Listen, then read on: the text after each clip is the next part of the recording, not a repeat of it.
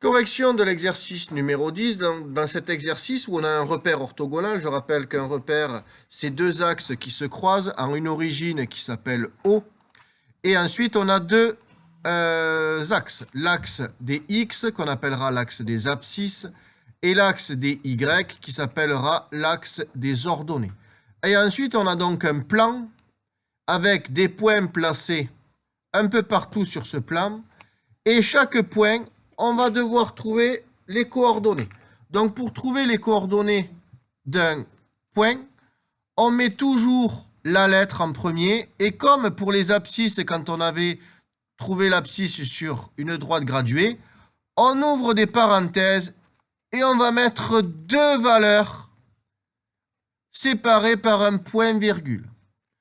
On sait qu'on part toujours de l'origine. Donc, nous, on cherche à aller à A, donc trouver les coordonnées de A. Donc, pour aller à A, on fait toujours le chemin horizontal en premier. Donc là, pour aller à A, on fait le chemin horizontal et on arrive à 5. Donc, on a avancé de 5. Donc, sur l'axe des abscisses, on a avancé de 5. Et ensuite, on va faire la même chose, maintenant qu'on est là, on va monter jusqu'au point A. Et on est monté de combien de carreaux? On est monté, Noémie, de 4 carreaux. Les coordonnées du point A sont donc 5 et 4. Attention, on donne toujours le parcours horizontal en premier et le parcours vertical en deuxième. On passe maintenant au point B. Donc le point B, on ne va pas faire les parcours à chaque fois, hein. On va mettre donc le point B, on sait qu'on est entre parenthèses, séparé par un point-virgule. Le point B, si on part de 0, donc sur l'axe horizontal, on a fait Théo, moins 3. Et sur l'axe vertical, on a fait Nathaël, moins 3. Donc on a fait moins 3, moins 3. On a bien fait B. On continue avec le point C. Sur l'axe horizontal, Noémie, on a fait moins 5. Et sur l'axe vertical, Nina, 2. On a bien fait le C. On passe au D. On va voir avec Maëlys pour le point D. Sur l'axe horizontal, on n'a pas avancé, on n'a pas reculé puisqu'on est resté au même endroit sur l'axe horizontal. Donc, on est à 0. Et sur l'axe vertical, Maëlys, on est descendu de 2, donc moins 2. Bravo, Maëlys.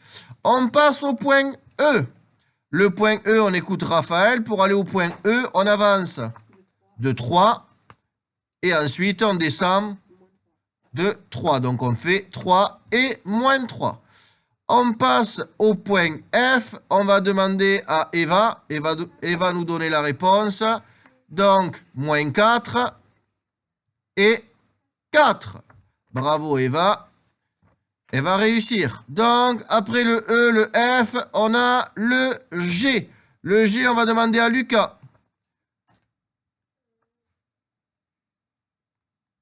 Il n'y a pas de Lucas? Si, on t'écoute, Lucas. Pour aller au point G, on est avancé de 1 et on est monté de 3. Bravo, Lucas. On passe à Alexandre, qui va nous faire le H. On a avancé de 5 et on est descendu de 1, donc 5 et moins 1. Et il me semble qu'on a fini, non? Il nous manque le I. Les coordonnées de I, Ilyes, moins 2 sur l'axe horizontal et 0. Qui a tout bon? Ilyes vient de me poser une question intéressante. Il me dit, est-ce que si on a inversé les deux nombres, on a faux? Bien sûr qu'on a faux. Si on doit placer 0, moins 2 et moins 2, 0, ils ne vont pas du tout être au même endroit. L'exercice est fini.